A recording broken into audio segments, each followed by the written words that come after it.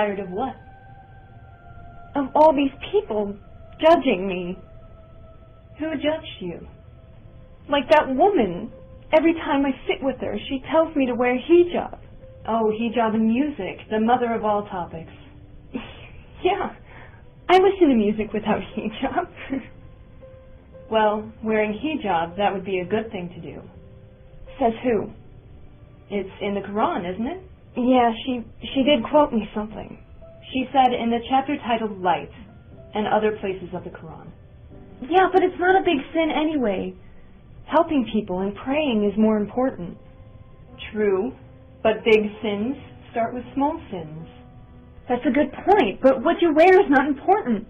What's important is having a good and healthy heart. Then why do you spend an hour every morning fixing up?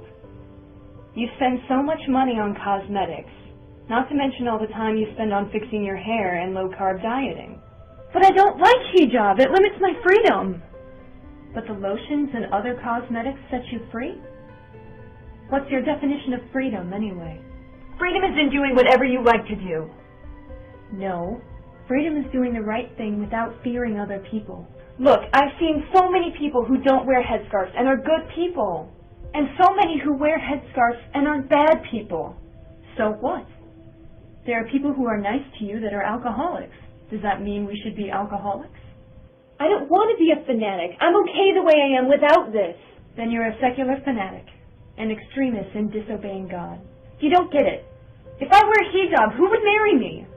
So all these people with hijab never get married?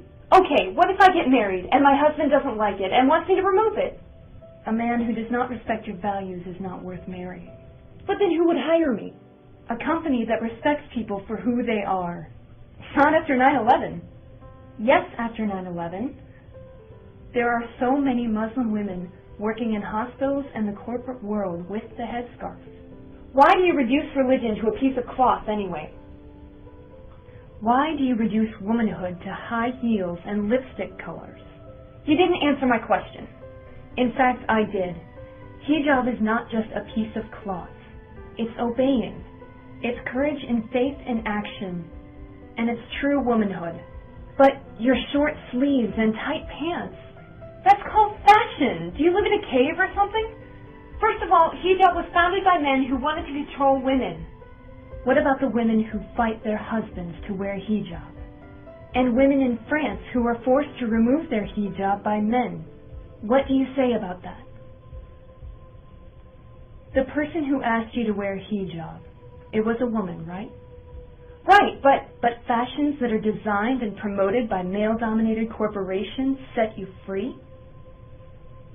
Men have no control on exposing women and using them as a commodity? Give me a break. Wait, let me finish. I was saying that... what? You think men control women using hijab? Yes. Specifically, how? By telling women how and what to wear. Doesn't TV, movies, and magazines tell you what to wear and how to be attractive? Isn't that control? Pressuring you to wear what they want you to wear? They're not just controlling you. They're also controlling the market. What do you mean?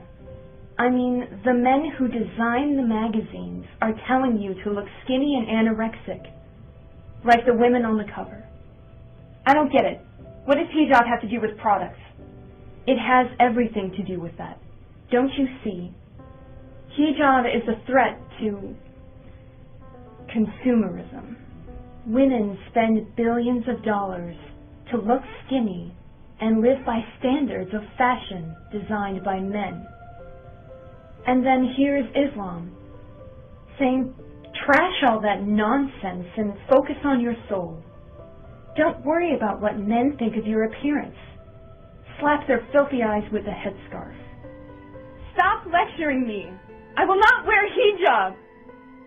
It's awkward, outdated, and totally not suited for this society. Fine.